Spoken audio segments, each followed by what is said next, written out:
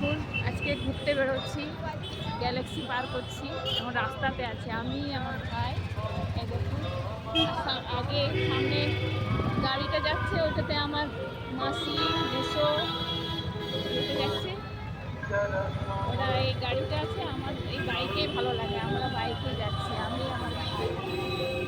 রাস্তাতে দেখুন রাস্তাটা কি সুন্দর।